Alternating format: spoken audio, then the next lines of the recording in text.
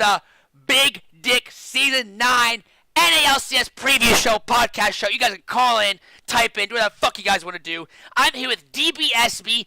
DBSB, tell us a little bit about your league history and what kind of shitter you are. I'm the biggest shitter of all, man. Yeah, I've been playing since Season 5 was my first season, maybe tail end of Season 4. So I got a few years under my belt. My highest peak is currently I'm a Gold 3 shitter. Maybe tail end of Season 4. Gold 3 shit. What position do you mean? So I'm excited. I'm glad we're going to positional ranks here because I wouldn't say I main a position. I kind of flex around all the time, but I probably played more ADC last year than anything. So you feel my pain. We're going to call you a fucking ADC main, boy. We're going to call you the fucking ADC main, okay? You're the ADC main of the show. Guys, before we start our show, what's this show about? We'll have this. This is an NALCS show, guys. So after each weekend's game, we'll make this show. Hopefully, it'll be out by Wednesday, Thursday at the latest each week. And we'll talk about the NALCS. And that's all we're talking about. We'll talk about teams, wins, losses, roller coasters, who won, who lost, who's looking good, who's looking like dog shit. And also any trades, rumors, or any of that news coming at you guys right here. Topics today are these things. We'll talk about a little bit of preview of the NALCS. It'll be the last thing we do. We'll talk a little bit about Season 9, Season 8, past years, what we liked about Season 8, what we didn't like. Season 9, what's coming up here about Season 9, things we fucking liked, things we didn't like. And then, of course, after that, we'll transition right into the NALCS, boys, and our power rankings and our supreme power rankings to start the year. DBSB, let's talk about Season 8. Tell me about things. Oh, of course, if you're watching this show, you can call in. Just let me know on Twitch or in Discord. Hit me up, especially in Twitch chat, so I can let you guys in here. But DBSB, Season 8 just surpassed us. It came and gone. Talk to me about your thoughts on that. Yeah, so I'm a big Echo Fox fan. I know you're a CLG fanboy. So. Absolutely. So it started off hot and heavy. You know, I was pretty excited. It didn't look like TSM was all that great. Looked like Echo Fox with the changing of the guard might be one of the top teams, and then they turned out to break my heart, right? So they were the team that was super inconsistent. They could beat anybody, but they could lose to anybody, whereas a lot of other things just fell in place. And sure enough, the cream rose to the top, as they say. So 100 Thieves, TSM, Cloud9, clearly the best when everything was said and done. Everybody else was just kind of middling, and they didn't have the consistency. Team Liquid, obviously, I didn't throw them out there, but I should have. Well, what about from a solo queue perspective, your Season 8? Like, good, bad? All right, we're not going to talk about, what's it called, that tournament that botched? Okay. We're not going to talk about that tournament that botched. What was that tournament that they botched? Clash? Yeah, we're not going to Clash, because that was a fucking debacle. That was dog shit debacle. Unfortunate for Riot, but besides that, tell me about Season 8, what your thoughts were. Okay, so solo queue, yeah, no, I mean, I want to say it was just a grind. It was a hard climb for me personally and everybody else, and I grinded a lot of games. So I think my role, I think why I started flexing more was just because I hated playing ADC like most people. So I'm glad they're changing it. I'm glad they're giving them some power back. It was really interesting, and you saw it at the pro scene where, you know, people like Reckless bench himself because, you know, it's especially the spring split, and so the role was just interesting and how they changed it. We're constantly working around things and felt pretty futile at points. But overall, you know, I'm always going to enjoy League of Legends. I love that they try to balance, and some things get, you know, imbalance, out of balance. The meta changes, but I think that's what keeps me coming back to the competitive game aspect of it. Season 9. I'll guess, guys, my Season 8, guys, honestly, guys, I'm not going to lie to you. Dog shit. Spring Split was dog shit. I call it Spring Split because back when ADC wasn't a thing, Yasuo bot lanes, Darius bot lane, that shit as a support mate, I don't have any DBSP. Twitch chat, I have no fun with that dog shit. Like, I just think it's very unfun, very boring. And I know it's kind of makes for a snowbally bot lane in my opinion, but it was just dog shit. Like, I just couldn't get past it. Of course, I'm a guy who loves to play Sona, Nami, Morgana. You guys know what I'm talking about, all those main supports, but I did not have... I didn't really like those matchups like Brand, you know, Ziggs kind of bot lanes. Did not have fun playing against them. And, of course, I don't play those champions, so, of course, I'm going to say I did not have fun playing with them. I think, though, however, and DBSP, I think Twitch chat will understand with this, I think once we hit, 8.16, or later on in I think like October, November, I honestly the meta was the best it was all year. Like it was the best it was all year. I had a lot of fun, and literally the games I had whether I was solo queuing or duoing, I don't know about you guys, but literally I felt every game was winnable. Like even if we were down by 10, maybe I'm just a fucking I was stuck with shitters, but I would be down 3K gold. I'd come back and win. I'd be up 5K gold, get fucked in the ass and lose. Those games, honestly, I hate to say it, but I was doing it with my cuz. Literally every fucking game was winnable around, I think from October on to like late November, December. I don't know if it was you guys, but I feel like every game was fucking winnable as fuck. And I actually enjoyed that. So I think they had a hard pivot. I think it was 8-15, 8-16. It was a hard pivot out to end the year. So yeah, but I want to go into season 9. Not a lot of changes as in years past, DBSP, right? Not a lot of changes as in years past. Yeah, that's exactly right. No huge changes on the board so far. You know, some people have been complaining about that, but hey, not everybody has to learn a new game every year this time. I'm trying to think what the biggest change would be. I guess it's dragons, it's turret plating. Yep, turret plating, yep. Trying to speed up the games. And bounties, I think it's going to be interesting to see how bounties play out because I think it's really important. I think learning how to play when you have a bounty and how to collect other people's bounties will actually, or can be, you know, tide turning. I've had a few games already this preseason where, you know, you collect a thousand gold bounty and you're just back in it immediately. Yeah. That's yeah. half an item. And I know a lot of people don't like that, but honestly, right now, I don't have an opinion on it, boys. I do not have an opinion on the bounty shit. If you guys ask me, ask DBSB, just what'd you say about the bounty thing? You think it's good or bad overall? No, I think it's good, and I think it'll have some balance. I think if you're smart, like at the top level, it allows teams to close out games pretty quickly. Like if you watch streams of, you know, the Masters and Challenger guys right now, you know, once they get behind, it's hard for them to come back. So, if the other team is able to get those kills, you know, they're right back in it. And so I think it'll be more effective for, you know, people like you and me, where positioning isn't perfect, and when we can. Well, fuck you, man! It ain't perfect. That's what's holding us back. Your decision making is top notch. So it's gotta be that's right. It's got to be the other things that are holding us back from reaching Challenger. Biggest thing we want to see is ADCs back more prominent, though, right? And that you agree with me, right? ADCs being more prominent, correct? 100%. And the problem, and we could spend a whole fucking show on this, but Twitch chat, you guys could too. How the fuck do we make them more prominent but not broken? Like, you don't want Caitlyn 4-shotting you. You don't want fucking, you know, Twitch 3-shotting you late game. You don't want Tristana hitting level 16, 17, being able to, like, 4-shot you. I understand that. Some changes they could do is probably do something to maybe Essence Reaver, IE. But to be honest with you, that's a tough thing, though, DBSP. How do we make it so ADCs are not broke? Give me one thing off the top of your head.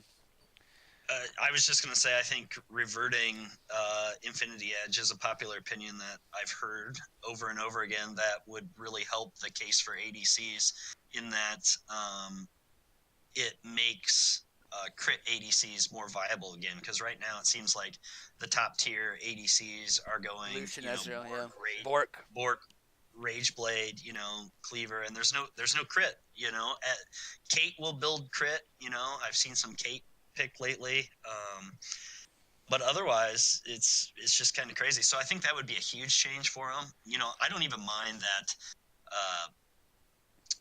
tanks are just nerfed to oblivion right now too. You know, that doesn't bother me at all that fighters are taking precedence. Yeah, so I personally like tank meta, but that's because it's like season 2. That's what I know, and that's what I liked. So Torture. Dude, Cinderhulk meta was like the worst pain I've ever felt as an ADC. It was way worse than. That is true. Yeah, that is true. I mean, it's tough, guys. Honestly, we can't spend too much time on it because it's brutal, guys. It's brutal, like, because with ADC, there's no middle ground, right? Let's be honest. There's no middle ground. They're either like super strong or super weak. And right now, everything does damage. Like every motherfucking ship in this fucking game, every role does too much damage. And we can talk about whether that's good or bad. I think it's pretty bad, but if you ask me, I don't know about your ideal meta. My ideal meta is top tank, top jungle, mid ADC do the damage, support is a pure support. That's how it is. That's my preferred meta. I know a lot of people don't like that, but that's just what I like. What's your preferred meta, if you had one? So, it's really bursty right now, so I don't like that. Yeah, it's super bursty. Super bursty. And so, I think that's another thing people complain about is like assassins and tanks can literally go through a cycle of abilities and the ADC's dead immediately. But that's kind of how it should be in a way. I read a post a Riot member made on the forums not that long ago and saying, yes, sustained damage is very desirable. So that should be a risky position for people to play in. Like, if you're constantly putting out damage just by clicking a button, then you should have less durability than anybody else who has to, do more things. Now, granted, I mean, you get into positioning and the various runes and abilities, but yeah, I feel like my ideal meta would be kind of like you said, a top tank or a fighter, something that can be flexed that's not going to be totally broken. And then, mage or assassin mids or jungles, I don't care which, either or. And then just flexibility in the bot lane. So I did like it. I like that they switched things up where it's not always a marksman in the bottom lane, that you see more variety, because that's what I want to see at pro play as well. I always like the spicy picks. If somebody's pulling out, a Swain bot lane these days, it's crazy, but I guess I just like a lot of flexibility. So however we can balance it, and once again, I just keep coming back to this is why I enjoy the game so much, because of all the changes that they make constantly to try to improve it and to try to make it perfect. And even if something's awful, you don't have to stick with it too long, and the next year it'll be a new game, or the next 2 weeks they'll patch it and fix it. That's what I appreciate about the game when I've played a bunch of terrible games in the past that have lots of balancing issues, glitch It's issues. stagnant, yeah. They stay stagnant. It's just yeah. not competitive. It's not competitive, and so League is great that they change it up. I agree. That's good. Twitch, anything you guys want to say before we move on to NALCS preview, guys? Anything at all? I do agree. I just hope Season 9. I think Season 9 will be better than Season 8. As long as we don't see that fucking... When you see, for the pro scene, when you see like people like Reckless bench themselves, it's not good for the pro scene. I don't think it's good for... I don't think it's good for what do I call it? Like, for viewership, I just don't think it's good from a fan's perspective, so... You gotta have the stars play, I agree. Yeah, so I don't think we'll see that shit again. And I'm just surprised that so many people, like St. Vincent's, a lot of pros, thought that, like, okay, well, this is the way Riot's trying to... Basically, when we saw ADCs become more obsolete in the middle of the spring split, early spring split, I was surprised at how many coaches truly believed that was going to continue on into Worlds. I don't know about you, but there was no fucking way we were going to see with Worlds, like, we were going to see a Worlds without fucking ADCs. We had St. Vicious literally going all these things saying, oh, hey, yeah, well, if Riot's going to push this, and like, maybe we shouldn't practice that. Like, I feel teams should have kept practicing with ADCs, split their practice time, because you all damn well know, DBSP, that chair, Twitch chat, you the guys there, there's no way they're going to make ADC obsolete. We're not going to see a Worlds where we have, like, fucking Darius, Vel'Koz, Brand, Ziggs, botlings. We were never going to see that. And I'm surprised how many coaches actually thought that. So yeah. For sure. And you see Liquid, like, they stayed number one basically all year, spring and summer, and I don't think Doublelift, I'd have to look back, but I feel like he played a marksman every game. Maybe all but two. He played 2 flag games. After that, I think he definitely played a marksman, for sure. Right, exactly. So once again, it's just the top rises, the meta kind of sets itself. I like when teams have an identity that they're comfortable with. If somebody wants to throw in some cheese every once in a while, like, I'm all for that too. It's more exciting as a viewer. Absolutely. All right, hey guys, this is the moment you all have been fucking waiting for, the preseason of the NA LCS show. Guys, we're here to talk about each team, and at the end we'll talk about our rankings. We're going to post on YouTube, and we'll put it on the YouTube channel there. If you guys want to talk about each team, let me know, guys. Let me know in Twitch chat. We're going to go right down Leaguepedia. Thank you, Leaguepedia. What a great site, by the way, right? DBSB. Leaguepedia is great.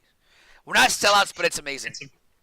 It is amazing. Yeah, and I've recently discovered it. I used to use... the League of Legends website, which is awful. Dog shit. Hey, fix your fucking shit, Riot. We're going to go down the standings, and we're going to talk about each team's strengths, weaknesses, some players, some key acquisitions. First, we're talking about is 100 Thieves. I went on Hotline League, DBSB, a year ago. 13 months ago, I said this team was dog shit. This is 2018, 12, 20, 2018. I said 100 Thieves is dog shit. I think Probably's a good coach. I think Aframu's okay. I think somebody's a beast, but everything else is dog shit. What's new to 100 Thieves, guys? They got a new mid. They got a new fucking ADC in Bang, and I like these two. I actually like these two acquisitions. How about you, DBSP? I like these two acquisitions. I'm going to talk about 100 Thieves right now. I actually rate 100 Thieves a lot higher than I did a year ago. I'm not going to lie to you guys. Coming into this season, I'm going to rate 100 Thieves. They're upper level team, upper tier team. If things go right, they're going to be in the mix for a really good playoff seeding. And I'm looking at their roster, DBSP. There's only there's only two weaknesses that we could talk about maybe, but the biggest one is Anda. I think Anda's a very... I know people in the 100 Thieves subreddit, they think he's okay, think he's solid, a lot of room for improvement. I personally think coming into this split, I think he's a middle-of-the-road, lower-tier jungler. I think he'll struggle. I think he needs to open up his champ pool. I think his communication, decisiveness has to be a lot stronger, a lot sharper. But other than that, though, the other weakness I'm talking about is Huhi. As a CLG fan, I love him. I love his shotgun. He has a great voice, good champion pool compared to what he had in the past. But he's absolutely a question mark when it comes to 1v1, when it comes to laning, CSing, playing against the other fucking enemy mid who has a big dick, who knows how to play that mid lane. I don't know about Huhi, but I do think if they use him, and I think they will, this is why I rate him high.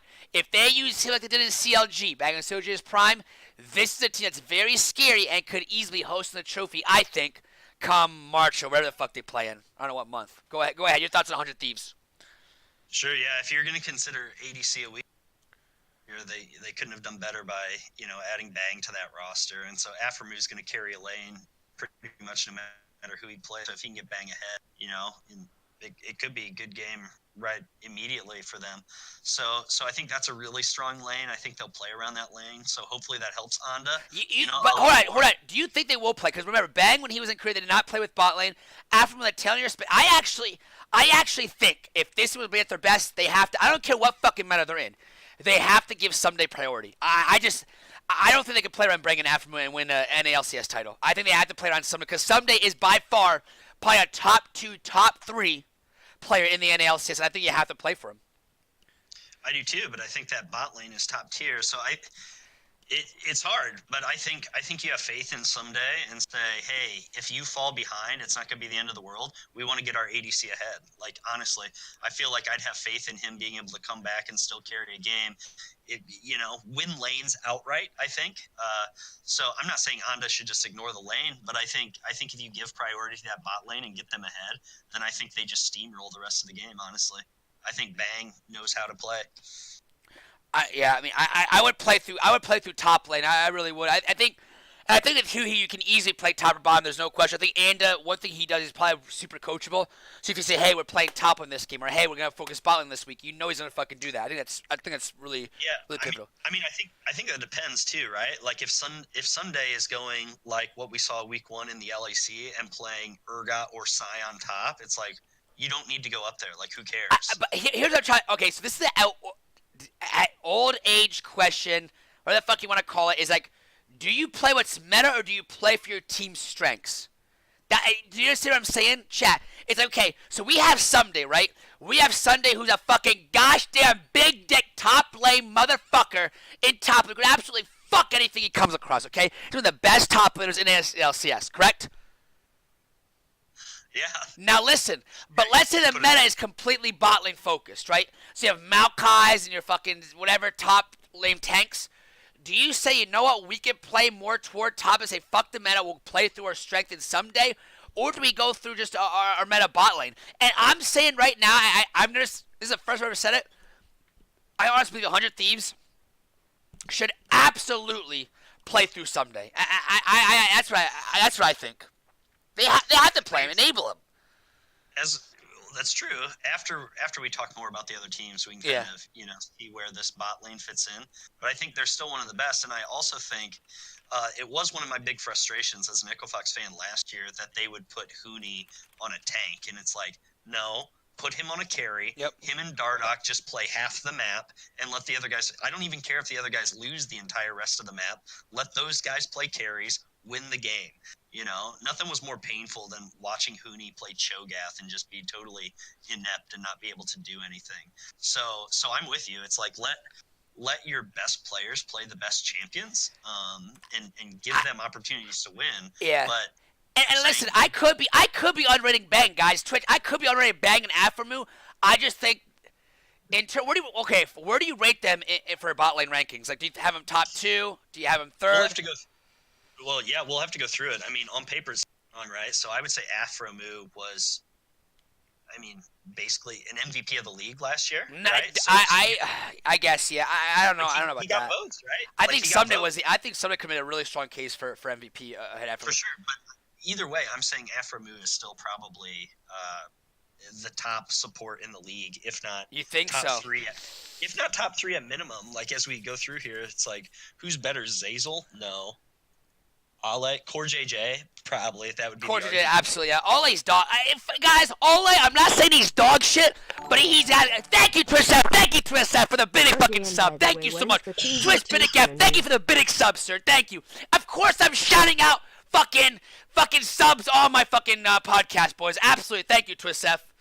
Thank you, Twist F. Damn, yeah. 2v2 tournaments will be next month. But yeah, I don't know. I just feel like 100 Thieves, guys. Yeah, I don't see many supports better than him. Like I would Hakuo, Biofrost, Vulcan, don't know anything about him really yet, on this stage. Smoothie is pretty good, but I wouldn't pick any of those guys ahead of Afremu except Core JJ. So I'd say that plus having Bang, a guy who only wins, he's been I don't think, but honestly, I kind of think Bang was kind of overrated by the subreddit. I don't think this bot lane will not take over games. Like, I don't think against any of the top 4 bot lanes teams, we'll talk about later on, I don't think they're going to control lane, guys. I don't think they're going to win lane outright. I don't think they're going to control lanes. I think they're going to need a heavy and outright. But again, because of Huey and Anda, the way they play, I definitely think this bot lane could be more than what you think or that I think. I'm saying.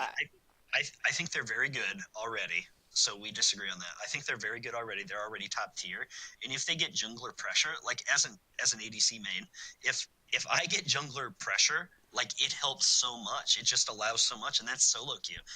At the LCS level, like it's just a massive advantage to have that in your bottom lane, to have an advantage there. Because in the top lane, you can get that back right away. What are your thoughts on the weakness, then? What are your thoughts on the 100 Thieves weakness? I think Anda's kind of unsure. For sure. Yeah. Yep. I guess it's a no-brainer here, right?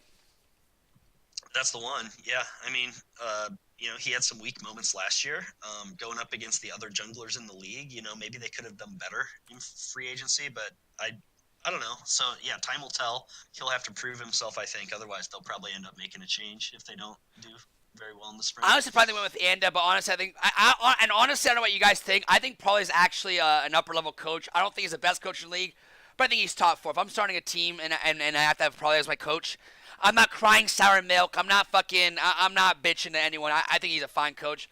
I think 100 Thieves, this is first of all, way better roster than what they had a year ago when they finished second, third in the splits there by far. And I expect someone to carry a lot of games. I think they should play through top side.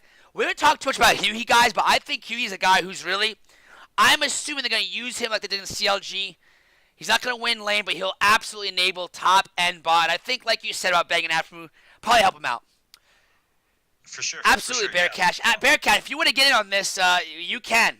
If you guys want to get in on this at any time, when we're talking about a team, you guys can get in absolutely. Absolutely. Bearcat, you want to get in or not? If you guys want to get in, just let us know. Let us know. Anything else on 100 Thieves, DPS, CBS bonus? Yeah, I'm just saying, top tier, one of the top tier teams. I don't have a ranking for him yet. We'll do that at the end, but top tier team. Yeah, I mean, next is Cloud. In fact, next is Cloud. I'll tell you guys right now, Niski, shut the fuck up about Niski, guys. He's not as good as you fucking think. He is not as good as you dumb motherfuckers think. If you think Niski is going to be almost as good as if you think Niski be a top 5 mid laner, you're fucking cuckoo. You watch hentai 26 hours a day. You don't know fucking League of Legends. You're fucking bronze. Don't tell me Niski's good. Don't tell. What's up, Friendly Freddy? What's up? Yeah. Chill. Guys, don't tell me Niski's good. Right down, I'm telling you guys right now. When we look at Cloud9, I think Niski's going to be completely overrated. I'm telling you right now, Niski's coming in. You're going to have the LCS Death, Jab, Freak, all these guys be like, oh, Niski, fuck out of here. I'm not listening to that shit, guys. Do not buy into the Niski hype until he shows you he can do it at a consistent level. I'm telling you right now in EU, people are saying he held against Caps. He held against all these other mid laners. Listen, that was literally a 3 fucking week stretch. A 3 to 5 week fucking stretch. Give me a fucking break, guys. I think Niski's going to be I honestly think Niski is going to be definitely, by far, a disappointment for Cloud9. And I'm not comparing him to fucking Jensen. That was an awful move, by the way. It sucks that I know Jensen wanted to leave, but for Niski, that's just tough. Tough to replace, guys. Very tough to replace. But I have Cloud9 as an upper level team. I mean, that being said, I think Licorice is a big reason why. I think we talked about someday. This is another team that just has an absolute monster top, and for his growth from a 10-month period, fucking, it's absolutely was just like extraterrestrial. Like, it was completely night and day difference. How he improved from the spring split to the summer split at Worlds. Cloud9, a really good team, guys. DBSB, what are your thoughts? yeah, I don't even know how to follow you on the comments, man. You good through Niski? Do you good through Niski or not? Because you watched a little bit of LCS. You've got the hotter takes. I think he will be okay, but the good thing about Cloud9, what's always interesting about them is that they have a bigger roster, right? So like if Niski struggles, in comes Golden Glue. Who can only play Malzahar, by the way? Guys, who can only play Malzahar, by the way? Okay, well, I think you're wrong. I think he can play more. I think in their comps, Malzahar was a safe pick. I think he can do better than that. I think he was right there. I mean, if you bench Jensen for Golden Glue, you've got to see something, right? You're not just getting Jensen's attention. That's part of it. I think that hurt them in the long run losing Jensen, but I think Niski will be good. I think there'll be some growing pains at the beginning. I think he makes some flashy plays. I think his champ pool's pretty good. So I think he can help the team out and kind of fill a role that they need, and be a carry. Who's their starter jungler? Who's their starting jungler? Chat and DBSB. Who do you guys think C9's... I don't know if they've announced starters or not, but who's their starting jungler, you think? Who should it be? Blabber, right? I disagree. I think Sven. I think. You think so? Yeah, I think so. Especially at the beginning. It's just because he's going to have, just the experience coming in. If you want to get off to a hot start, I think Sven Skaren. If you don't care about the beginning, like if you pull Fnatic tactics and say, hey, we're going to get better as we go, then yeah, throw Blabber in there. What are you losing? Like he's going to be the future anyway. I think they should start Blabber, but I guess, of course, it's up to Niski, I guess. That mid, it doesn't matter how fucking meta it is, guys. That mid jungle synergy is so good. See that I'm pretty high on because of, we didn't talk about him yet, but Reaper's amazing. Reaper is a really, really good coach. Just be honest. Like when you talk about, like you can say what you want about him and his weaknesses, things like that. Oh, he big fucking balls, boys. I think Reaper's a top 2 coach in NA, easily. And I think with him, with Licorice, I think Sneaky Zazel. I know a lot of people actually shit on Zazel. Actually, DBSB. I've heard a lot of pros say Zazel's nothing. He's very. I'm a kid, but even said like Zazel, even after like World of Shit, he's just like, he was not impressed with Zazel at all. I think he did okay for his role. As a rookie, too. Plus, he's a rookie. Yeah, so I think he did well. I think he's a hype man. I think he can make big plays. I think his decision-making will get better, and he'll get more confidence in that, So I think there's something to be said. Obviously, coaching, Reaper, I think his decision last year set the tone for that franchise in that you need to take your job seriously, and we are watching everything, and we care about how you practice. And as a coach, it's like that's just a huge statement. It puts everybody on notice, and so I agree. He's got big balls. I think that's great. I think it sets a culture for Cloud9 for the future, that people know that they can't do whatever they want to. It's the team first and yourself. Kind of like the Patriots in the Super Bowl. I hate to make sport analogies, but it's kind of like the same way. And I think with Reaper there is all right. And I hold on. Let's give Jack respect for going coach first. In a world where we're not going to take it. In a world, guys, where coaches get drugged under the bus, where culture, everyone speaks culture, when they talk about culture, but when push comes to shove, it's not about that. This Jack said culture first, coach first, above his players, and that, I think that's, like you just said, it sets a fucking tone for this team, and I really respect Cloud9.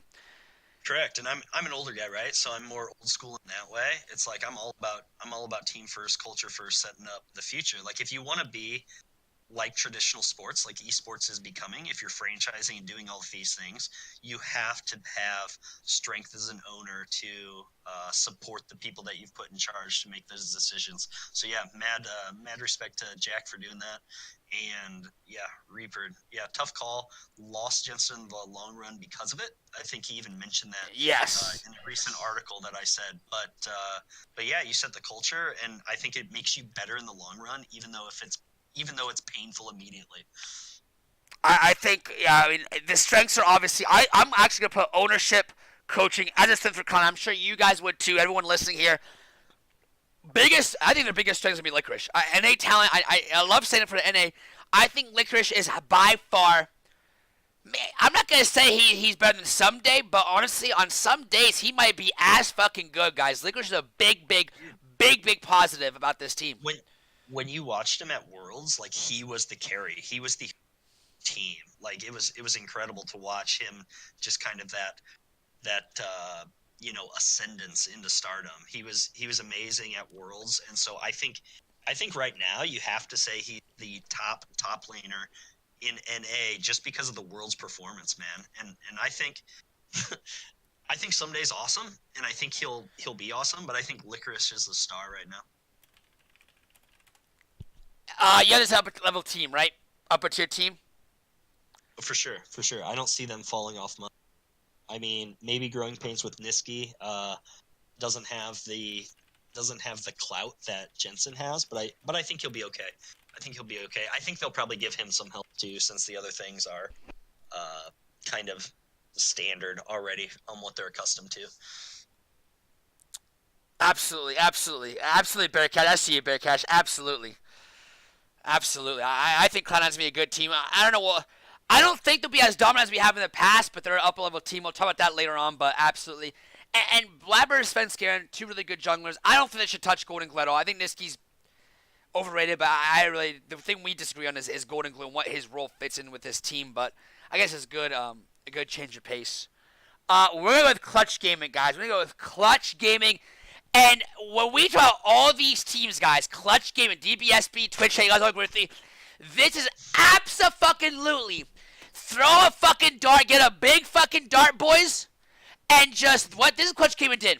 They took a fucking dart or all their money, and they'll fucking put they put the whole bunch of all these Koreans, all the moves they made, and they're throwing this, which is their spring split dart, and they're throwing it up against the wall at the board and saying, hey, take shit, we're gonna throw it, we're gonna see what sticks. That's what this is. That's what this roster is to me. Let's just take shit, throw it against the wall, and see what the fuck sticks. When we talk Clutch Gaming, I'll say this, guys. Clutch Gaming to me,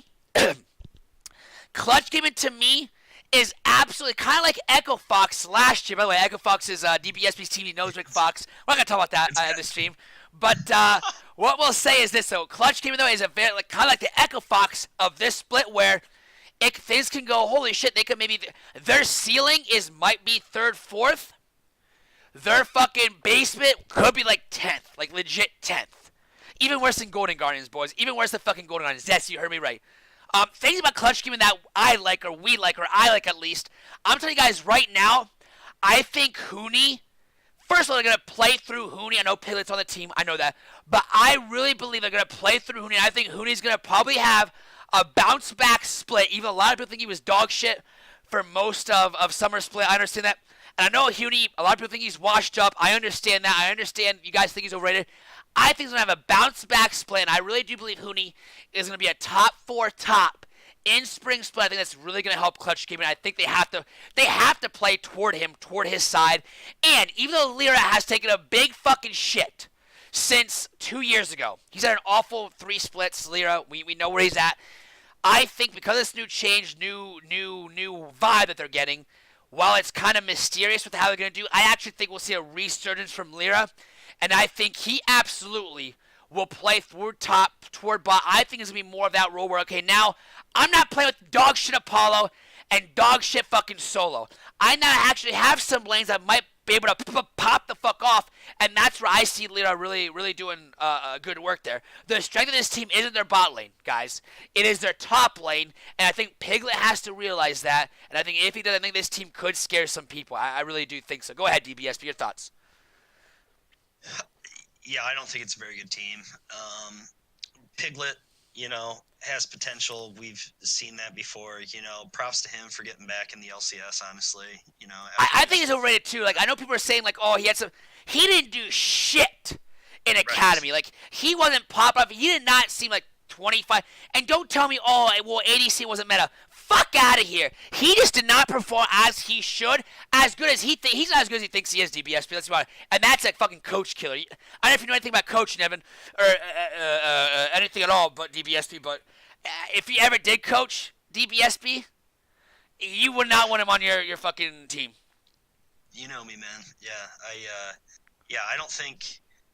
Yeah, I don't think he's that good, but I think part of it is, and I could be way off base on this. I know when he first came up, like language was a huge barrier. We had, less Koreans, and he didn't speak English as well, and so I think that was huge. And I don't think people got to, know him as well or understand kind of his thoughts quite as well. So maybe that's an improvement.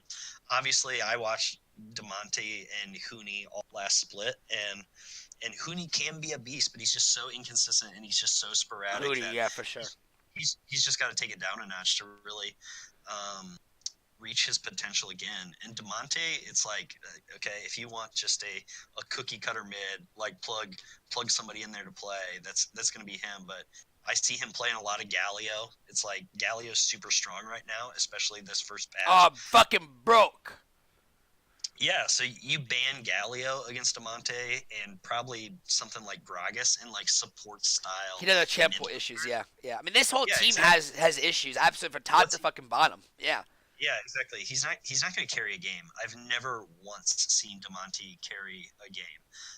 So yeah, I don't know what Lyra's going to do because I feel like he's going to get shit on in the jungle week in, week out. So, and I don't know that his lanes can help him. So that's my thoughts on Clutch. I don't think they're very good. I think their Echo Fox last year version, like negative 2.0. Yeah, you know what I mean? I don't think it's as good as the Echo Fox. And for all you people saying like Hooney is just like overrated, honestly, even though you could, Hooney apologists, whatever you want to call it, will say, oh, if Hooney has a bad split, like, oh, well, he was on Clutch, this, that. Guys, the performance is the pudding. If he has another split where for 6-7 weeks straight, DBSB, he just turns out to look not very good, and he's overextended, he's just like, he's 2-3, 2-4, you know what I'm saying? He's just like, something's got to give. He might be like Rush was a couple years ago, where it's just like, okay, his style, he will never change his style. He is unwilling to learn, and therefore we just can't. It's not a good fit for him, you know. Like I'll be the first to call it overrated. Like absolutely, he's dead if this is a bad split for him. Let's be honest. Absolutely. Here's the thing. Same with Lyra. His contracts are just so expensive. Like he. Insider knowledge. Go ahead. Well, just when he. Like when he underperforms like that, you can't underperform when you are the star player and the top player. Like you have to, and at least maybe your attitude should be push things to me. So he's very nice, and I know Bearcash is saying he's favorite player. He's one of my favorite players too, man. I thought he was one of the best top laners, specifically in the spring and especially in the top meta. He was awesome, and then summer split hit, and he was totally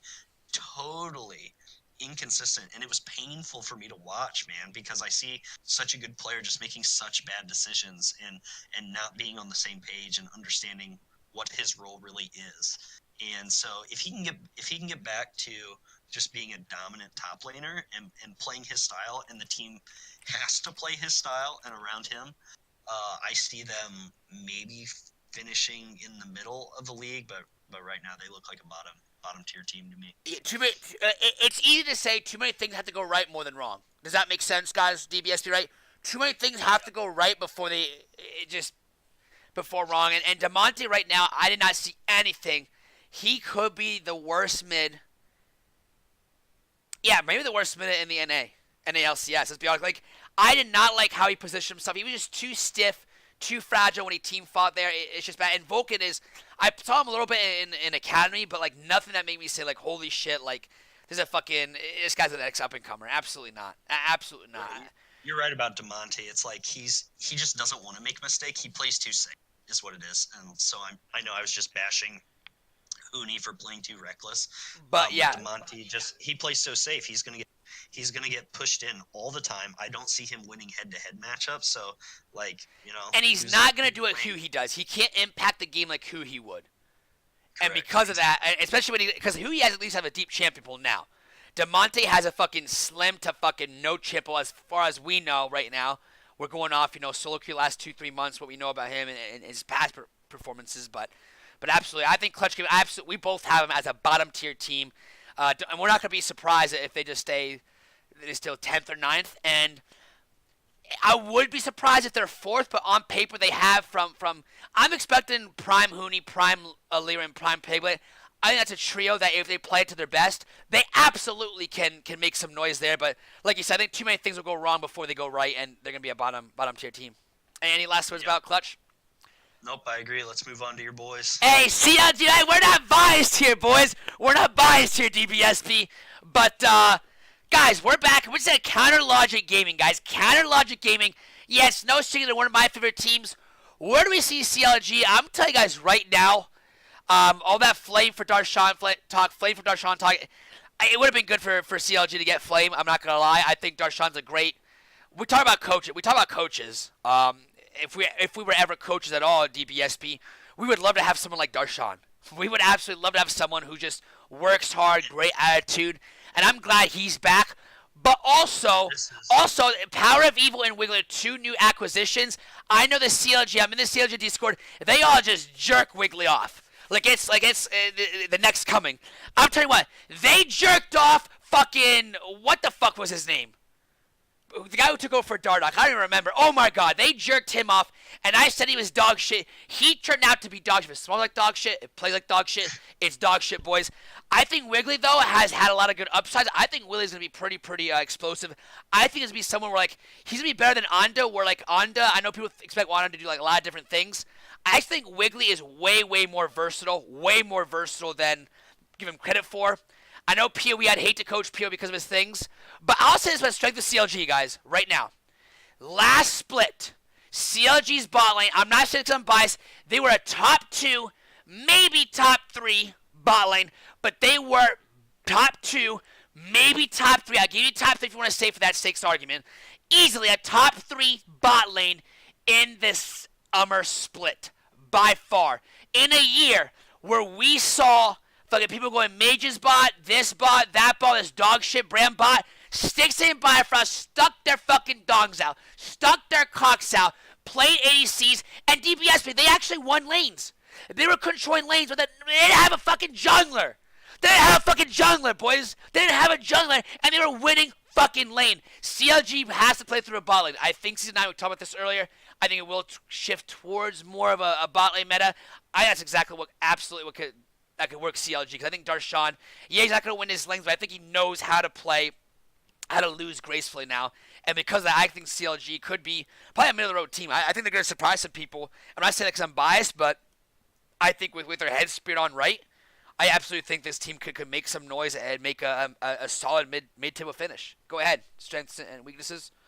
Thoughts? Yeah, I'm going to shock you here. I see this roster as being a mid to top tier roster. Actually, Darshan, you can't have a player better than Darshan, like, in that role, in terms of what he means for the team. Yeah. Like, in terms of what he means for the league too, right? Like, he was the president of the players association that they started, right? So he has a voice for all players. Like, he's garnered a lot of respect in the league.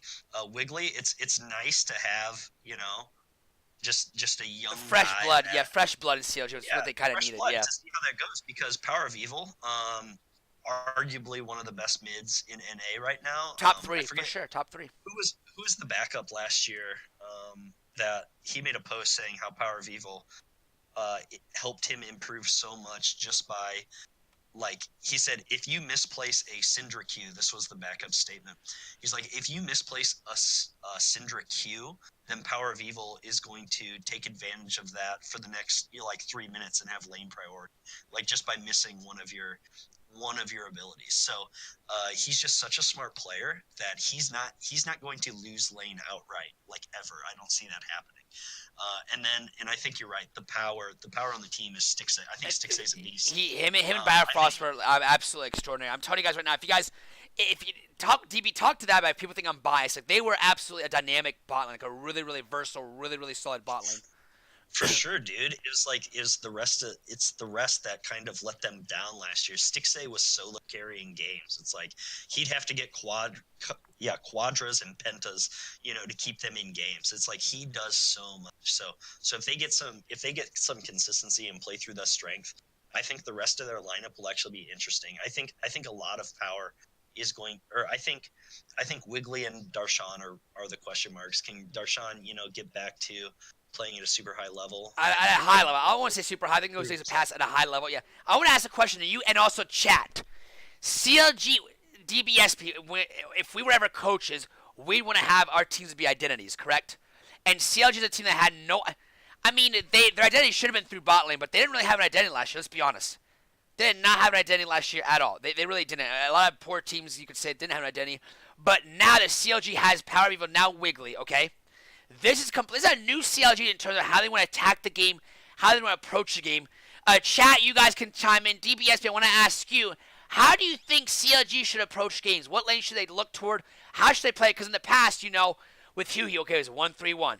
Then they tried that team fight era. They didn't really have a solid core, a solid idea of what they wanted to be.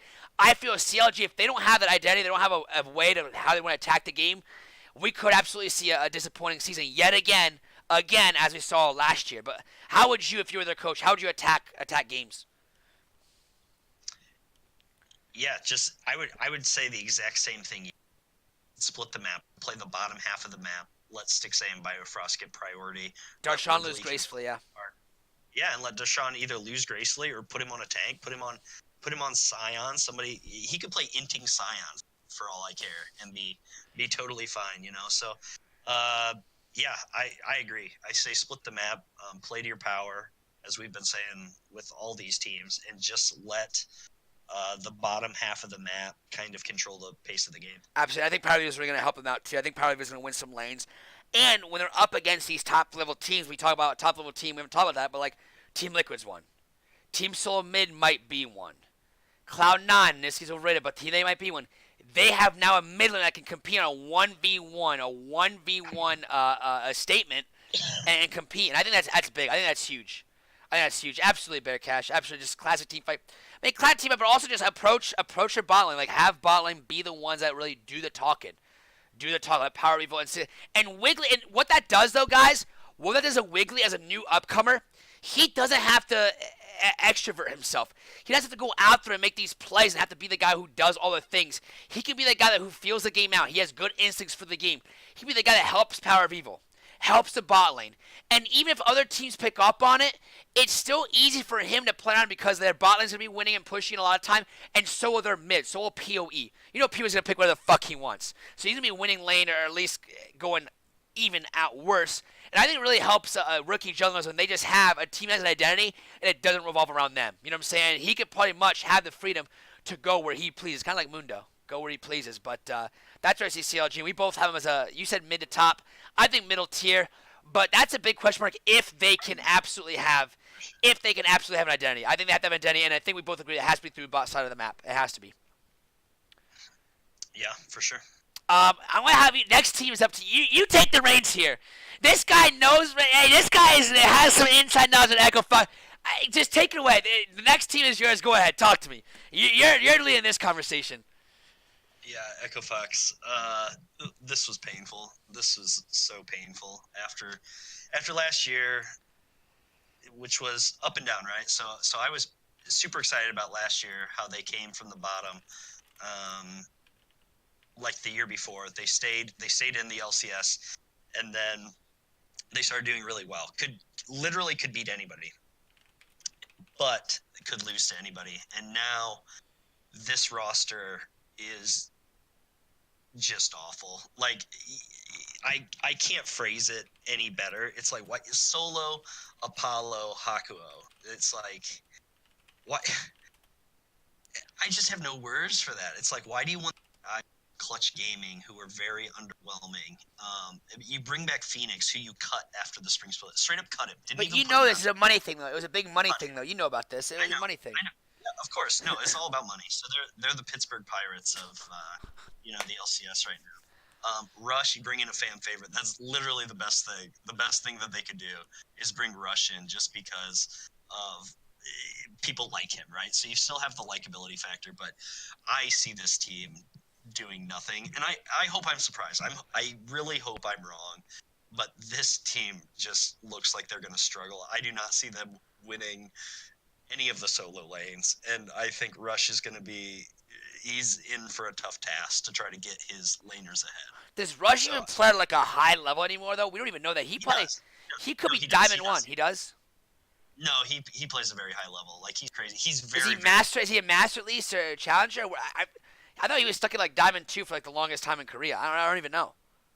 Diamond 2. I thought he made rank 1 in Korea. Did he? He better have because I thought he was washed up. I'm not calling. I thought he was just a washed up streamer. Like I don't know. No, he's good. He's good. He still has crazy mechanics. He's super smart. He's going to be the team leader. And so I guess the positive, if you're going to spin a positive, I've been pretty negative, is Apollo, Hakuo, and Solo all have experience playing with each other.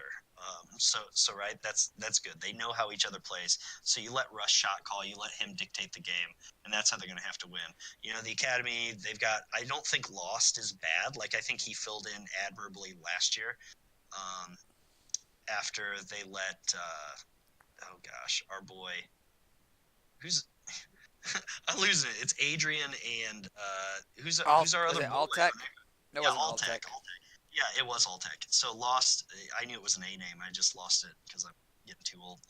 But I thought Lost was pretty good for a rookie. They put him on a lot of safe picks, but I think he can carry once he gets confidence.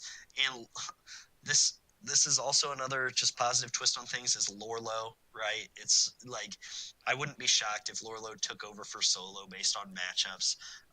I could see Lorlo playing more fighters, carry players. He can play a mean Camille, but other than that, there's not much to look forward to on this team. Definitely bottom tier team. Solo's dog shit, guys. Like I don't know what people see on Solo. Solo is complete and absolute dog shit. Yeah, he has some GP games. Yeah, I think he had a one or two good community. Solo's just dog shit. I heard his attitude's dog shit. Solo Q. Solo's absolute dog shit. I think Rush is borderline dog shit too. I haven't seen him stream much. I haven't seen him play much. But I just feel like one thing you said though is this: Rush is the leader of this team. I feel like he has to play at such like an astronomical high fucking extraterrestrial like level to even give this team a fucking chance. To even give this team a chance. Him and Phoenix. This is the him and Phoenix show because Solo's not gonna fucking do dick top lane. Apollo Hakuo, we all got duped that one split. Absolutely bear cash. Absolutely bear cash. Go into the lobby. Go into the Biddick lobby. I'll get you in here. Go in the Biddick lobby.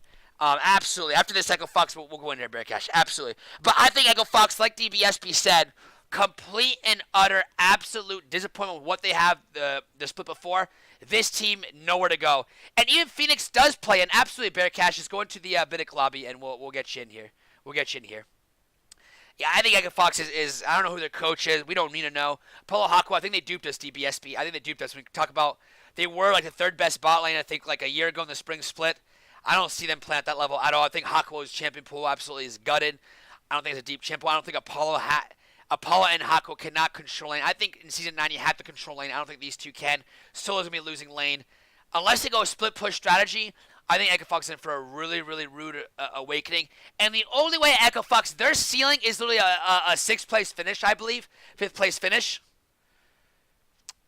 Yeah, that's ceiling. Exactly. They're a bottom end, and there's not much to say about Echo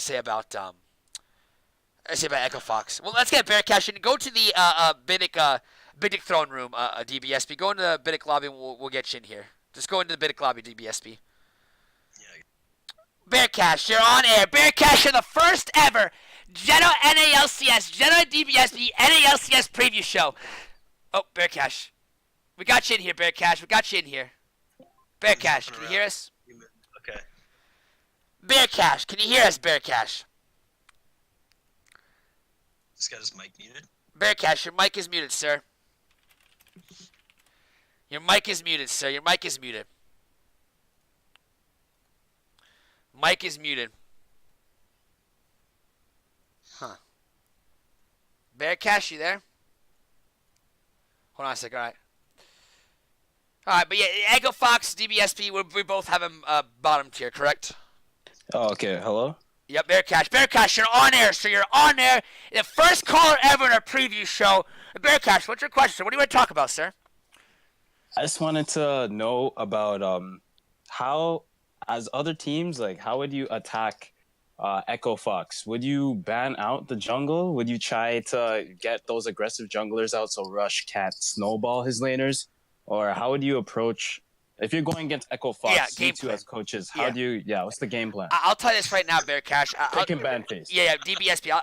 This is gonna sound really shitty, but I don't think Echo Fox is. Let's say like you know how you have to practice Saturday, Sundays. You have to pick one of those two teams to practice against.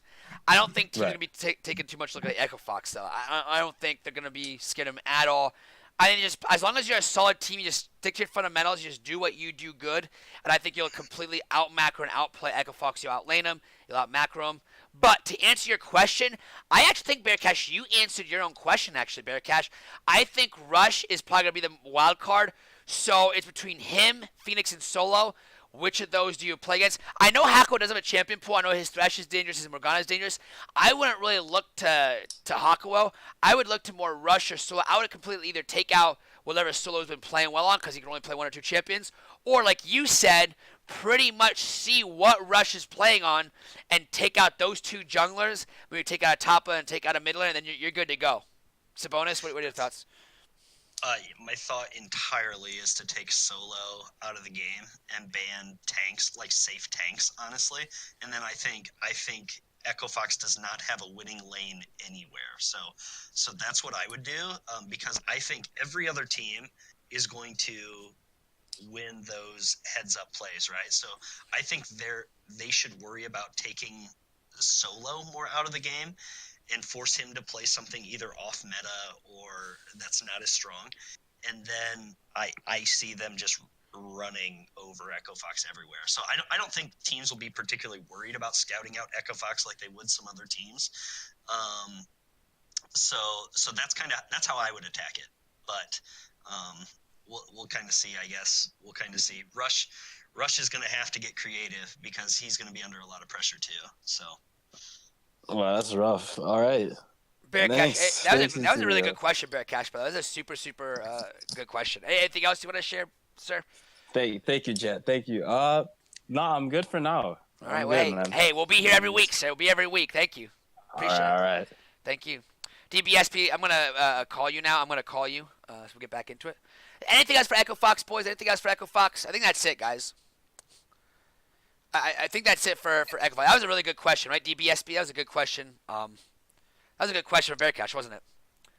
Very good. Yeah, very good. Yeah, it made me put on my analyst cap there. But yeah, I think every team is going to win all lanes, and so you don't really have to worry about things as much. Let's go to FlyQuest. They have Viper. They have Viper, who I think is going to be super overrated. I think, talk about champion pool. I'm a Viper fan. I know you can pop off, but I don't know about that. They have Santorin. Santorin actually played like a top 4 jungler last split. Can we agree with that? Top 4. Yeah, he did. I was dogging Santorin so bad, he actually stepped up. Can we say Pobelter's overrated, though? Can we say that at least? In the sense. Santorin, a top 4 jungler. Last split he was. He performed like a top 4 jungler. Yeah, I think you're giving him a lot of credit. I think Viper is very good. I'm glad he's got a chance. I literally think teams will have to ban Riven. I honestly do. Even if Riven's not meta, I think he plays that champion so well that they'll have to ban it or he'll play it. And I think they should let him play it to see how that goes. Also, I think his champ pool is expanding. I think being in Academy last year really helped him expand that champ pool and playing with the team. I really think he's exciting to watch and is super fun. I think Pole Belter is an upgrade. Wild Turtle, Steadfast, never is going to be too spicy for you, but you know what you get out of him. Yeah, so this team, I'm excited to see what the top half has. Kind of know what to expect from the bottom half. Kind of a wild card, but I would put them middle to lower tier to start. I agree. I think lower tier. I think Saint Vicious. I think what Saint Vicious did. I don't know if you ever heard about his comments. DBSP. Did you hear what he said about it a little bit? Why he got fired? Well, yeah, I care nothing about what Saint Vicious says because he clearly has just abstract thoughts that are wild to me. So, yeah, I don't know what he said about this particular roster, but no, but you know why he got fired after his comments. But anyways, regardless of this though, I had think St. Vicious is a great coach. I guess great's not a word, but a really sound, solid coach for a team like this. And they don't have that sound coach. That's why I don't think Flack was going to be as good as last year. They surprised some people. They picked up some wins here and there. I think this team, what are they going to do laning wise? I know Viper is a really strong laner. I know that.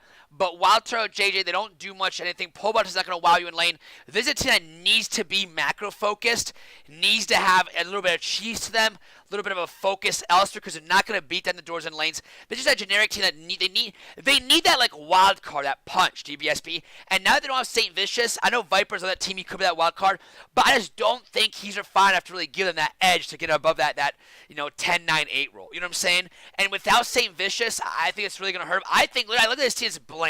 I know Viper's a great pickup. I think they had to for branding purposes. The young, but I think his champion pool is still small.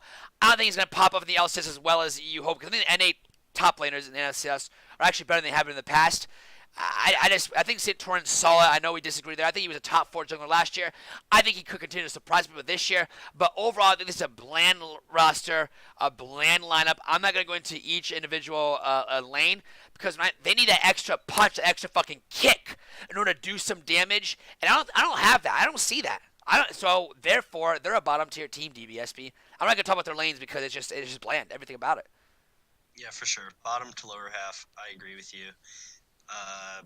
I have high hopes for Viper. I don't know. Like you said, top is really. He's not refined enough for me. He's not, and I think he's. No, it's I a marquee position, and I hope he does well. But yeah, time will tell against the cream of the crop. Let's talk about Golden Guardians now, guys. Golden Guardians. GG. Golden dog shit last year. Guys, pickups they did this year. Haunts to the top lane, I think Frog in the mid lane, absolutely. They're still keeping their bot and their jungler, which they should have, in my opinion. They absolutely should have. I think definitely Ole is going to snap. Matt's gone, which is good.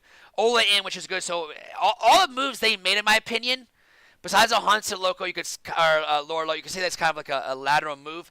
But everything Golden Guardians did GM-wise, in my opinion, was actually a pretty solid. They did the right things coming into the off season, out of the off season. I don't think Frogland's that shit. I don't know how good Golden Guardians would be, guys. I have them as a bottom tier team, but I think though that this team could be interesting to watch, and I think one thing that they do though, they're now gonna be fun to watch as opposed to years past. I know their acquisition. Talk about their acquisition, I guess, first, and tell me what things you like and don't like about them. I think Froggen is a stud if he can get along with people and actually be a leader. He plays too cautious a lot. So I agree with you. Bear Cash contracts when he plays somebody like Graves or Rengar or Kha'Zix. Aggressive, yeah, aggressive. Or somebody aggressive. I think that puts him in really the best position to help his team. I would say Haunter is an overall positive over Lorlo for sure. And then definitely an Ole definitely talks like he's one of the best ADCs in North America, so he's got confidence. I still think Ole is pretty good. We'll see a better Ole this split, guys. Bear Cash would agree. We'll see a better Ole this year. I think he was in fear a lot of times of double lift. Like he was getting criticized like so hardcore. And definitely gonna give Ole that green light almost, right? Definitely be like, hey, listen, we're in this together. Yeah, we're in this together. Yeah, for sure. So, yeah, I think it's an improved roster. I think Froggen once again is very good. Obviously, as an Echo Fox fan, it was sad to see him go, but kind of understanding why and the things behind the scenes there, why that kind of had to happen, and then sitting out a split, I think hopefully gave him a wake up call that if he wants to be a professional, he's got to do things the right way. So if definitely, I'm telling you guys right now, if I rated definitely higher, I'd be liking this team. I'd be liking the moves they made, and I say, you know what, I think Haunter's dog shit, to be honest with you. I think Haunter's dog shit. I think he's a confident player. I think this move will give him some confidence. I think Haunter's a really, really big, streaky, confidence player. I don't think Haunter's ever, I don't know why people thought he was like, he had one split where he was maybe the second best top, and that was like aeons ago. Haunter's going to be a top three top laner, but if he can accept he can do the same role as Darshan, I think that'll better himself. I think that'll be the right mindset he has to have. But if definitely was better DBSP, Bear Cash, Twitch chat, I actually think Golden Guards would be sneaky good because I think Froggen's okay. I know I said he's dog shit earlier. I think he's okay. I think he's going to hold his lane well. I think Contracts is definitely a really, really solid jungler. And I think if Hanser and him and Frogman, if they talk and have great communication, I think Contracts and Ole can really be aggressive. They can really do some things. They're gonna lose a lot of leads, I think, but I think they'll gain a lot of leads because this synergy. These guys can pop up. They can do some things. Contracts and Ole. If we talk about the jungler support synergy, I think this would be a fun synergy to watch. And Golden Guardian, if definitely wasn't, if I thought definitely is a lot better, I think Golden Guardians would be that sneaky team that couldn't make the playoffs as that sneaky team coming in there. But I'd still watch Golden Guardians games.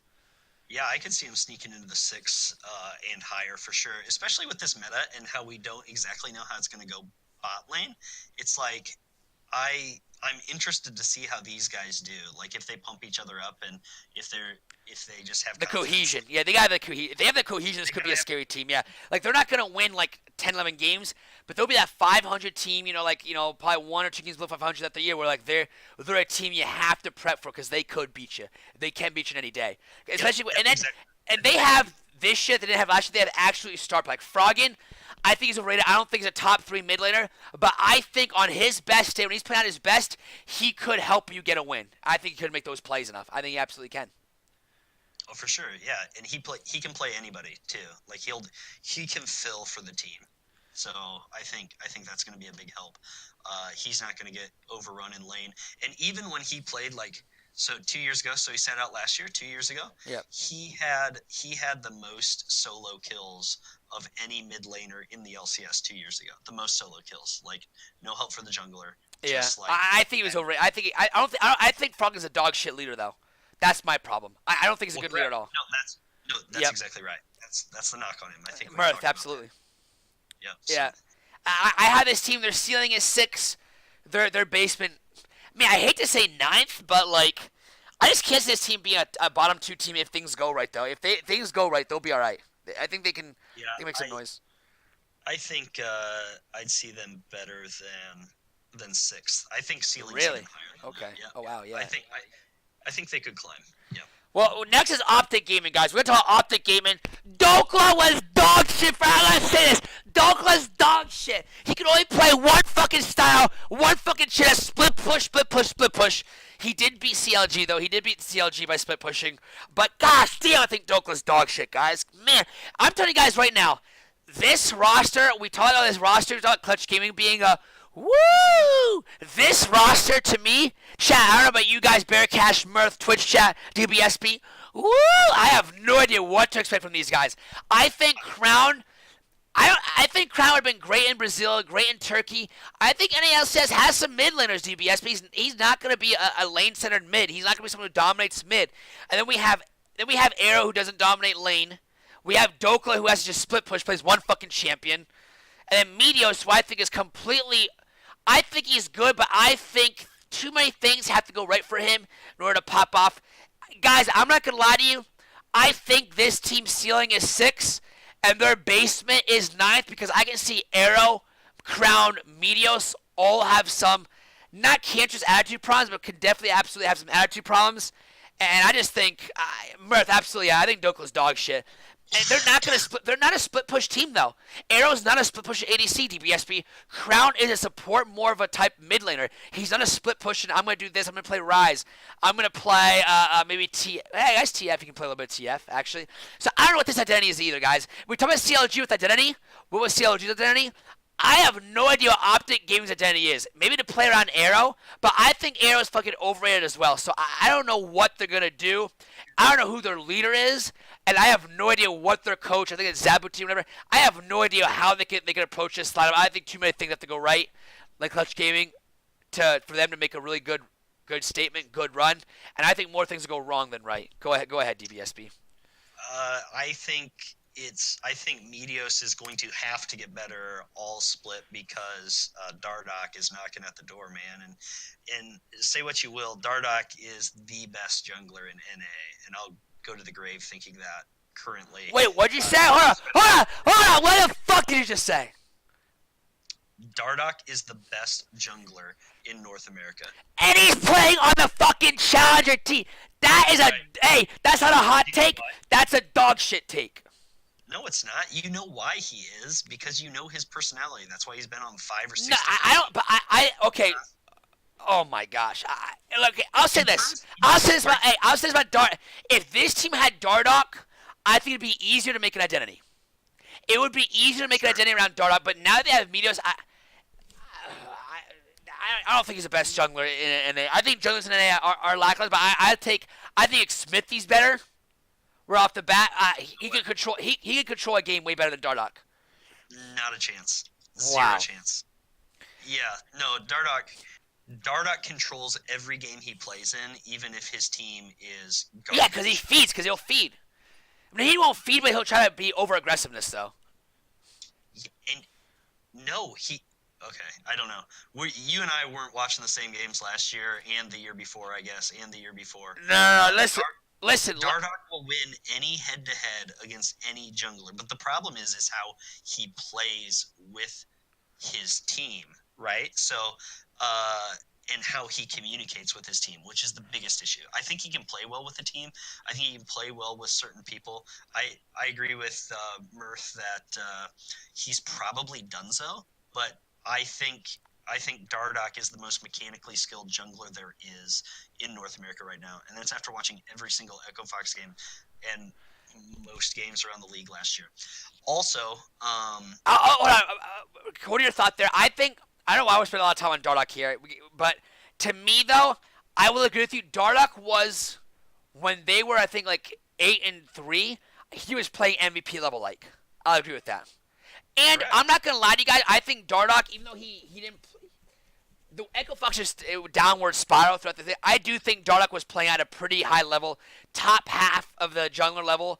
Coming into the playoffs last weeks, he was like the only bright spot because Hugh was just took a shit. Everyone took a shit, right? Everyone at Echo Fox took a shit. Dardoch was the only bright spot, and there's not much could have done when Hugh just feeding his lane. You know what I'm saying? I understand that, but to say he's the best jungler, you would take him over Smith. And let's say attitude issues aside, so but to take Dardoch over Smithy, that's a dog shit take. no, in terms of ability level, I think almost everybody would. I would take him over Smithy any day of the week. But in terms of everything that he brings to the table, I would definitely take Smithy, right? So, like, if you're talking team leadership and what he can bring to a team, take Smithy. If I'm talking pure skill, mechanical power in the jungle, champ pool, knowledge, that stuff, I'm taking Dardoch. I think he's the best jungler in NA. I'll go to the grave with that take. I think you're right on Crown. I think he's going to get the piglet treatment this year. I think he's going to get pushed around by NA mid laners here. I don't think the team will play around him and kind of support him. Dokla, you never know. I watched a solo queue game the other day where he's playing against other pros. He's playing Akali and he's like popping off, right? Like doesn't die, has like 16 kills. So I don't know what to make of that. Obviously, it's a solo queue game, obviously, but you're right. This roster is a toss up. I say. What's your ceiling and basement? I say bottom half. Yeah, exactly right. I would say they could be the worst team, honestly, but I would say their ceiling is 5. Yeah, I'll go 5. Chat, give us your ceiling and basement, chat. When we talk about teams in like 4 to 9, 3 to 6, like the lower number is their ceiling, their bottom number is their basement. I agree. I would be surprised if Optic Gaming is anything higher than 6. I really would be. If they're higher than 6, that to me means Arrow and Crown are not only playing at a high level, but Dokla is not the player I think he is. I think Dokla came on really well at the end of the last split pushing wise, but he can't play tanks. He can only split push. Absolutely dog shit. Absolutely. Dokla's dog shit, man. I can't believe he has a split. Hopefully he proves me wrong, though. But yeah, you expect Dardoch to take over Meteos' position, not? No, but I expect him to push Meteos, and I expect I keep hoping Dardoch matures, right? It's like that's the key. So I think Meteos is obviously going to be a better leader, but I think Dardoch's skill might not keep him on the bench if the team's not underperforming. Let's move on. I got 6 minutes left. Sorry. Oh, okay. Holy shit. Okay. All right, Team Liquid. Let's talk about Team Liquid. I would say right now they're the best team. For sure. They're the best team, top to bottom. Impact is their, I guess, I would say Impact's probably their weakness. But that's just like that does not say much when you can just like make TP plays, play team fights well, You got and do TF everything. Blade on the bench, baby. I mean, I think that's what we can say. I think what we can say about No. Team Liquid. No, Impact's not weak, especially when he plays tank. You know what you're going to get out of him. They'll have the best bottom lane in the business. Smithy is awesome. Jensen. Here's another hot take. I think Jensen is mildly overrated. I'm not going to say like hugely overrated. I don't like the personality he brings to the table, kind of like the me mentality, kind of like the Dardoch mentality, right? I don't like that, but I think he's still very, very good. Like, and so yeah, I don't see many. He's top 2 mid, yeah, top 2, top 3 mid easily. DBSP, let's get into Team Liquid guys. I mean, they're gonna win it all. Like I have them to pick in to win it all. Spring split, first in the regular season, first in the playoffs. We'll say that easily. Let's go to TSM. Vulcan wants to ask us something. DBSP, let's get him in the channel. DBSP, go to the duo section. We'll get him in here. We'll get him in here. Go to the duo section. Yep. DBSP. Vulcan has a question, guys. We'll get Vulcan in here, guys. He's been around a little bit. Let's get him in here. Hey, what's up, bud? What up, Vulcan? Hold on. So let's get DBSP in here, and then we'll get your questions, sir. Where's the bonus at?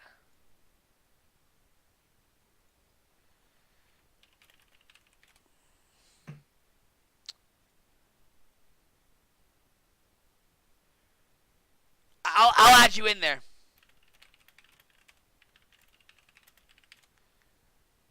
Move to another one. Right here. All right.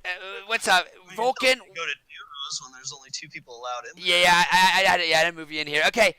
Vulcan, you're the second ever guest we had. Bearcat is first. Vulcan was second. Vulcan, welcome to the preview of the NA LCS podcast. One of many, Vulcan. I'm the One best of many. one you're gonna have on the show. What'd you All say, right, my Vulcan? question- All right, go ahead. Give us your question, sir. Give us your All right, question. my Go ahead. question is, I mean, I for a fact know Team Liquid's gonna be the #1 spot, right? Okay. Yeah. But my question is, when are we ever gonna see TSM back to their glory days? Do you think TSM has a chance to compete with Team Liquid? I for a fact know Team Liquid's gonna be #1. Okay. But do you think TSM and I'm gonna say even Cloud9? My question was about TSM. Yeah. Go ahead. Yeah. But I've always been a fan of TSM and Cloud9.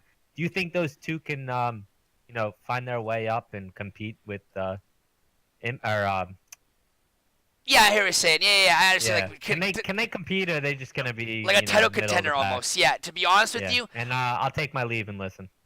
Vulcan, if you wanna, you can get in here and have your thoughts as well after we talk. No, but I'm just gonna okay. take my leave and listen. To answer your question though, I'll say this. His question was this: I think can C9 or TSM be elite level again? Can they be title contenders?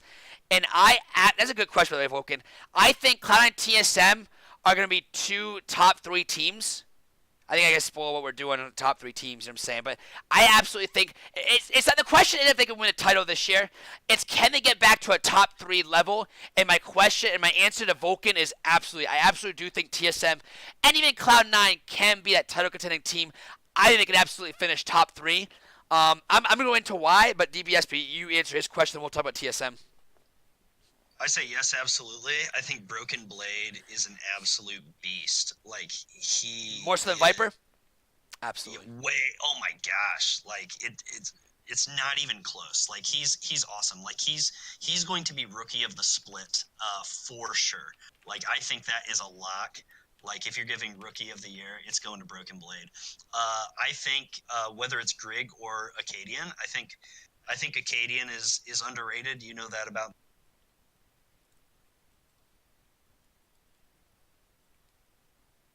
All right, I'm back. Yep. I People think wanted you Grig- back on video chat. They wanted you back on video chat. Go ahead. They want the beard. I think Grig and Acadian are both very good. I think Acadian is very smart. I was pleased with him 2 years ago on Echo Fox. Bjergsen, Sven, Smoothie. I totally see them as a top 3 team, for sure. And it wouldn't surprise me if they could beat Liquid. I don't see them taking over that top spot like as a whole, but no, not TF Blade, Broken Blade, dude. I see them taking over the the role of the best of the rest, if that makes sense. That absolutely, yeah. Like kind of like, I hate to make sports analogy. Golden State Warriors. That the Golden State Warriors. Who do we have next? You know what I'm saying? Like so, Team Liquid is the Golden State Warriors of the NA LCS. If you guys follow on, is that correct? DBSB, you know basketball. Team Liquid is like the Golden State Warriors of the NA LCS. Do you agree with that? Yep. And then after that's like who's like the Houston Rockets, who's second, and absolutely TSM or Cloud9 could absolutely take that role. Absolutely. Guys, I think TSM, their strong suits is obviously Bjergsen. I think Sven and Smooth are going to be really, really strong. I think this could be a top 3 bot lane. Sven is one of the best ADCs in the NASCS.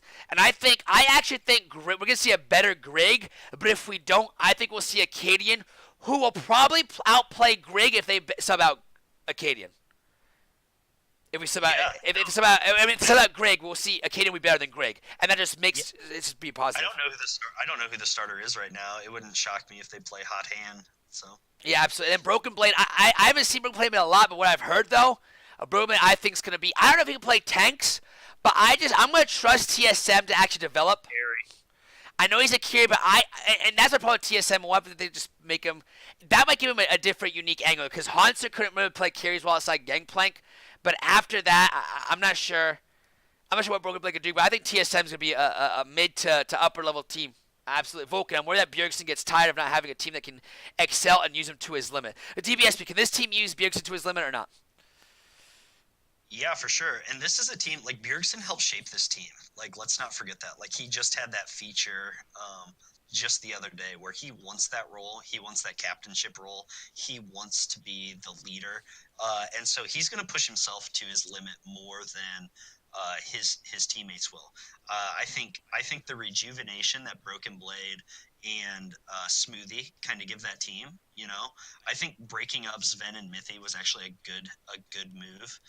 Just for, it needed to be done. It needed to be done, right? Let's be honest. It needed to be done. It had to after last split. So I think Bjergsen is really just stepping up. You know, he's a resident now of NA, so it's like this is his team, and everybody knows it. So he's going to push himself to his limit, and I think, I think he's without a doubt just the centerpiece of the team. This team had no identity last split. Their identity this split is gonna have to be, and they can morph it. I think they have to play through bot lane or top lane. And I know you want to play. I talked earlier about with someday about hey, you have to smash top. You have to play through top 100 Thieves.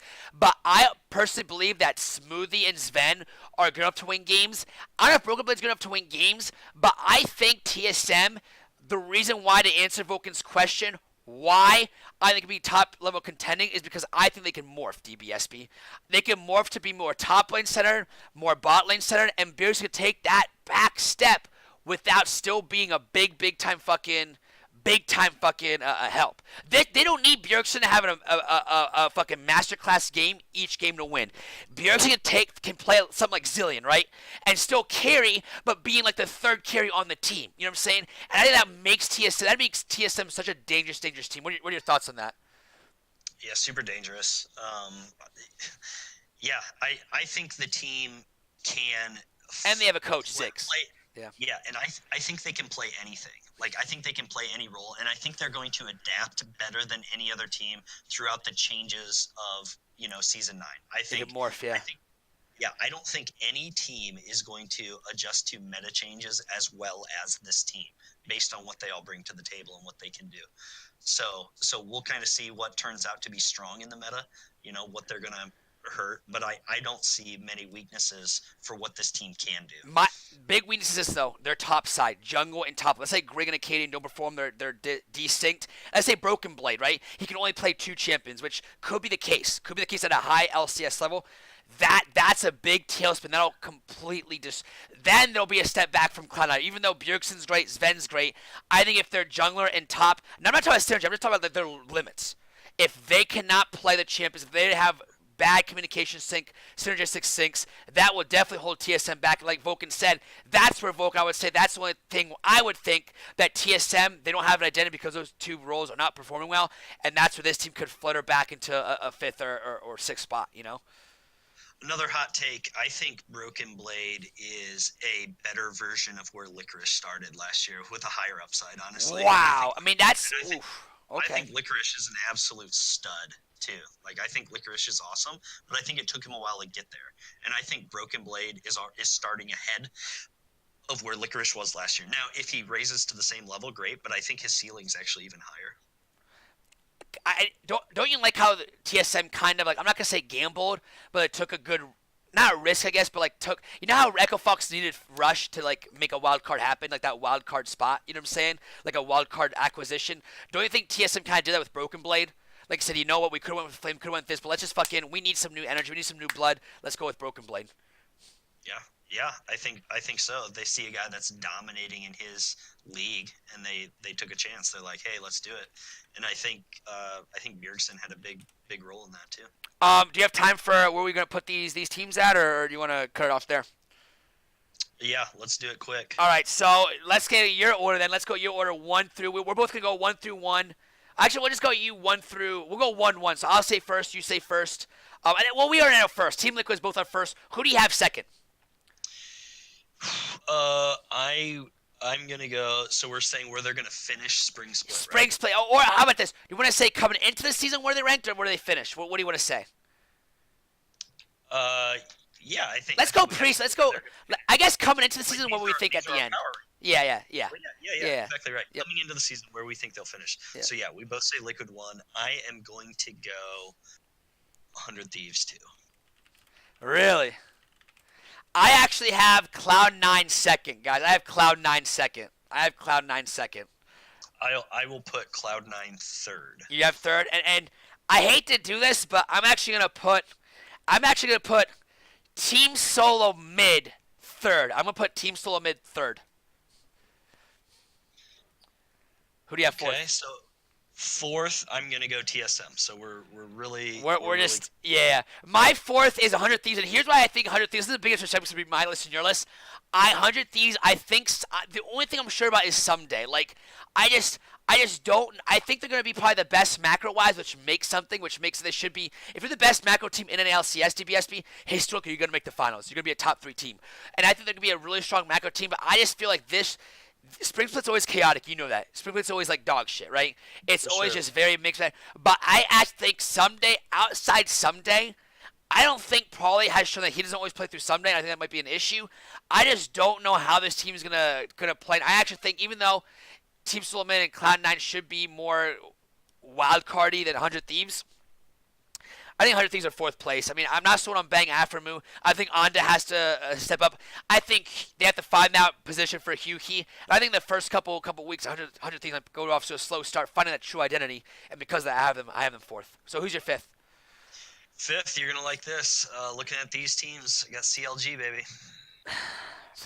And hey, big dick minds think alike. I have CLG fifth too. I think if things go right, I think they have to have an identity. I think they'll have an identity. I think PoE will play well. I think their bot lane is going to carry a lot of games good enough for fifth. We both agree there. And this is where it gets hard now. Who do you have sixth? The last playoff spot. Who do you got? This is hard. I think the next three are kind of hard for me. Yeah, for sure. I'm gonna go Golden Guardians. Good. Why do you think that? I just think they've got enough proven players. I like I like Haunser, I like Froggen. I think Contracts is still really good. And then the bot lane is kind of a wild card. If they play confident and once again, if they got the jungle support synergy, I think they can be really, really good. So I just like them better than, my other mid-tier teams. I think to answer that though, like what's my last playoff team? I think it's pretty easy because all the teams who have left, if they play at their best, or even if they play at their middle level, like who has the most put together roster, the most put together team? I think the answer to that question is Golden Guardians, right? When you look at it, like they're the most like put together, where they can have they have great upside. Their downside, yeah, they kind of low downside, but if they play well, they play together, mix match of everything. If FlyQuest had St. Vicious, I'm not over St. Vicious, but if FlyQuest had St. Vicious, I'd probably maybe go with FlyQuest, maybe. But I think on paper, I think you gotta go with Golden Guardians as the last playoff team. Who do you have seventh? Seventh is tough. I'm going to go Clutch Gaming just because of Hooney. Really, it's like I think he's the best of the rest, and we'll see how the team kind of plays around him. I have FlyQuest seventh, guys. And the reason I have them seventh is because I think Poba Walter are just gonna lose lanes, but I think if they find their groove, I think if Viper outperforms, I think if they find their niche, I think they'll win some games. And I think hopefully Pobelter and Wild Turtle and JJ are experienced enough. I know we don't talk about leadership enough, but I think we can see that leadership where like they just won't be as fragile as Clutch Gaming. I think Clutch Gaming is way more fragile, which is why I have them 8th. Or actually, I'm sorry, I have Clutch Gaming 9th. I'm sorry. Go ahead. What was your 8th team? Okay, eighth. I was gonna go FlyQuest. So that's kind of Okay. I went back and forth. Yeah. And I might change that in the long run, but I think FlyQuest and Clutch are pretty close. So I'll put FlyQuest 8th. I actually have Optic Gaming 8th. Yep, I've got Optic 9th, and bringing up the rear with this is so painful. Painful for him, boys, because he's an Echo Fox fan. With my boys, Echo Fox. Like, Yeah. I don't see it, and I hope I'm surprised. Like once again, when you're a fan of a team, you never want to overrate them. So I hope they overachieve. But once again, I see ceiling of 6th. I don't see them beating any of those top teams. I hear you. Yeah, I mean that's agreed. Absolutely agreed. Yeah, and my last place team is definitely Echo Fox. And 9th is Clutch Gaming. I think 9th Clutch Gaming would be fun to watch though. I think CG's gonna be fun to watch because of like how much of a dumpster fire there'll be, or how they'll pop off. Because their games are gonna be exciting. You know that if they're winning, their games will be exciting. But DBSP, we did it. The first ever preseason show, we did it. Any final words, sir? I know we went over what you expected, but any final words? Good job, man. It was fun. Thanks for having me. And yeah, I'll need to be more brief in the future. No, we'll be all right. Hey, and we'll do this once a week, guys. Hopefully, you can be here once a week, and then we'll do so. Watch these weekend's games, and we'll be on next week, guys. I'll talk about it next week. And DBSP, thank you for being here. Thank you for spreading your knowledge, showing your beard. Thank you so much, DBSP. No problem, man. You have a good night. You too. Thank you, guys. That was it. That was the NALCS preview show. We're doing these once a week podcasts. We're going to talk about the games. We'll talk about the teams. We'll rank them, and that's what the fuck we'll do, boys. We had a lot of fun here, guys. A lot of fun here. Hopefully, you all enjoyed your time, and hopefully, you all enjoyed calling in. Thank you for Bear Cash. And the Vulcan for calling. I love that about you guys. Thank you, DBS, for making time of his busy schedule. I know he delivers a lot of pizzas at Domino's and Papa John's, whatever, but thank you so much for doing that. And yeah, guys, we just had a lot of fun here. Thank you so much, guys. Really appreciate it. Any last words, chat? Anything else you guys want to say or anything like that? Hopefully, we'll do this once a week. Hope you guys enjoyed it. It'll be on YouTube. It'll be on YouTube later on, either tonight or tomorrow. But thank you, Bear Cash. Hope you enjoyed it. Yeah, we'll post this on YouTube. But Big Mus, guys, we had a lot of fun, though. Thank you, Bear Cash. Thank you for calling in, though. That was a really good question. You and Vulcan had big fucking questions, absolutely. And me and DB, as we talk more about this, we'll be a lot more fluent, a bit more articulate. At least I will be. DBS is very articulate. I will be more articulate as well once we move forward. We'll get to the point. We'll get after it. And it helps if you guys watch the games. If you don't watch the games, we will fill you in on things that happen, any big points, major points, and things like that. So absolutely, DBS. Thank you so much, Bear Bit of Cash. Thank you so much, guys. Really appreciate it. Thank you so much, guys. I will see you guys not tomorrow, but Thursday. Thursday, 7:30 p.m. Eastern Time. Can't wait, guys. Fucking love you guys. Peace out. Love you guys. Have a good one, guys. Peace. Thank you so much. Thank you so much, guys. I love you guys. Thank you so much. Peace.